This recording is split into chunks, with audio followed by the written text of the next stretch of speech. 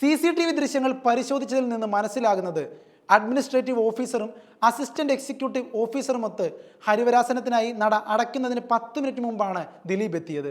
ആ സമയത്ത് ആലപ്പുഴ ജില്ലാ ജഡ്ജി KK ബാലകൃഷ്ണനും മകനും സോപാനത്തിന്റെ വാതിൽക്കൽ തന്നെ ഉണ്ടായിരുന്നു അത്രേ.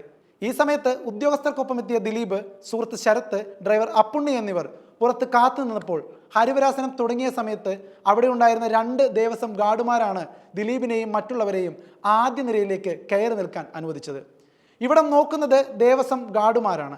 സോപാനം സ്പെഷ്യൽ ഓഫീസർക്കാണ് സോപാനത്തിന്റെ ഉത്തരവാദിത്തമെന്നും റിപ്പോർട്ടിൽ പറയുന്നുണ്ട്. നടന് പോലീസ് പമ്പയിലോ സന്നിധാനത്തോ യാതൊരു വിധത്തിലുള്ള സഹായവും നൽകിയിട്ടില്ലെന്നാണ് റിപ്പോർട്ടിൽ പോലീസ് ആവർത്തിച്ചു പറയുന്നത്.